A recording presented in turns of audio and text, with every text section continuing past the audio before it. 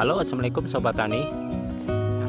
Bahan yang satu ini sering kita anggap sebagai sampah oleh sebagian besar masyarakat. Namun sesungguhnya walaupun dianggap sampah, banyak mengandung unsur hara mikro yang sangat dibutuhkan oleh pertumbuhan dan perkembangan tanaman. Kandungan utama yang terdapat dalam cangkang telur seperti halnya unsur hara mikro, kalsium, fosfor, magnesium, dan mangan atau besi. Unsur-unsur hara mikro ini sangat dibutuhkan, terutama pada masa-masa pembuahan pada tanaman mangga.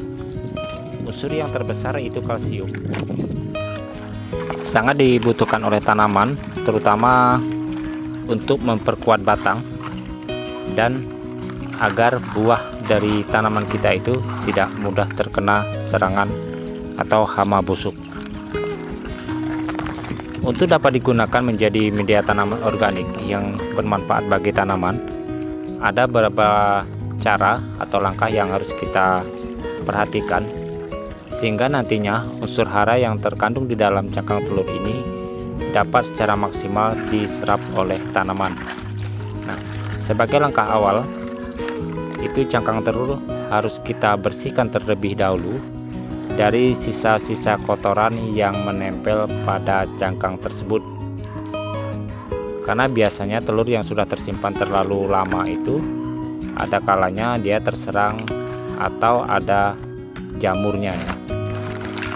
Nah, untuk proses pembersihannya dapat kita bersihkan dengan menggunakan air. Nah, setelah itu ya, cangkang telur yang sudah kita bersihkan langsung saja kita jemur di bawah terik matahari kurang lebih 3-2 jam ya.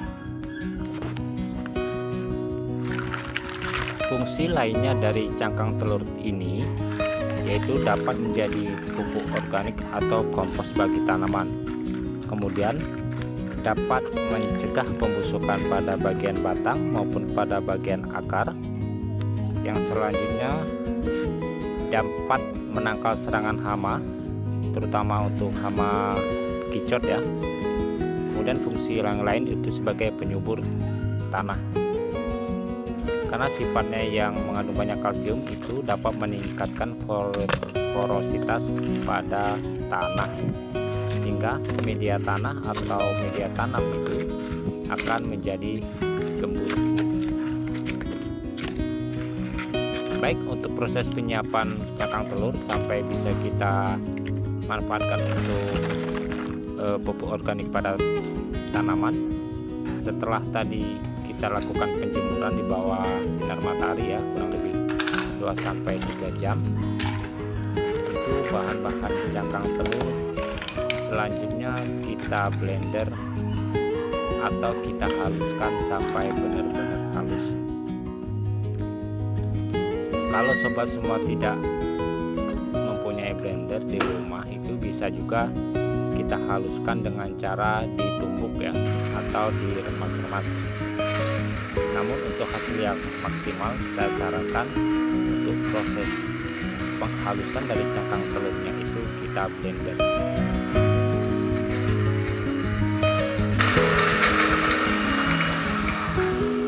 Lakukan pemblenderan sampai bahan tersebut yakin dan benar-benar halus. Selanjutnya kita bisa siapkan wadah atau media seperti ini ya. Bahan tadi yang sudah kita blender bisa langsung kita tuangkan ke dalam wadahnya. Fungsi lain dari cangkang telur ini itu dapat menggantikan kapur dolomit ya, yaitu untuk menaikkan pH pada tanah, yang mana pH tanah ini sangat dibutuhkan bagi tanaman dalam kondisi netral, yaitu pH 6,5 sampai 7,5 ya.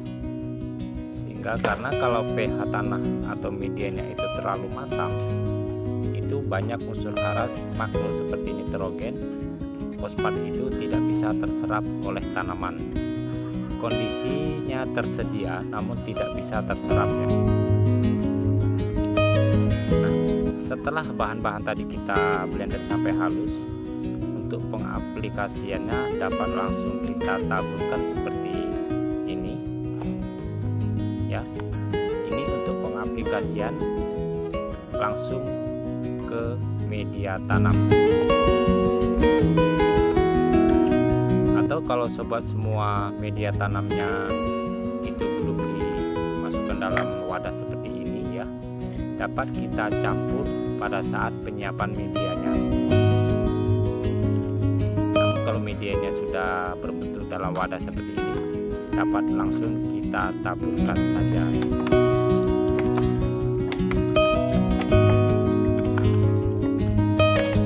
Taburkan secara merata ya. Nah, untuk takaran yang tepat itu tidak ada acuan yang pasti ya. Namun kita kira-kira apabila kira sudah mencukupi, kurang lebih 1 atau 2 sendok makan untuk satu batang tanaman seperti ini. Sebenarnya terlalu banyak pun tidak ada pengaruhnya, ataupun terlalu sedikit juga tidak masalah.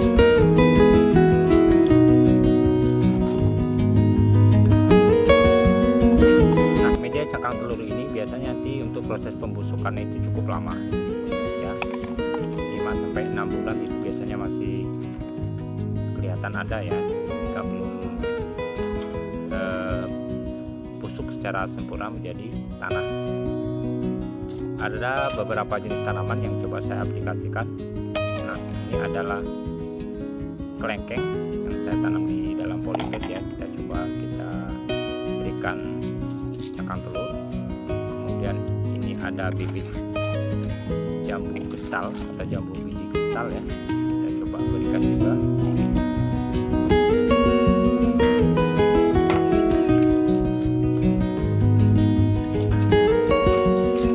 Proses pengaplikasiannya cukup kita taburkan saja ya, kalau untuk media tanam yang sudah kita siapkan. Nah, mungkin ini saja teman-teman semua informasi singkat dari kami. Saya bagikan, semoga dapat bermanfaat untuk kita semua ya. Terima kasih. Assalamualaikum warahmatullahi wabarakatuh.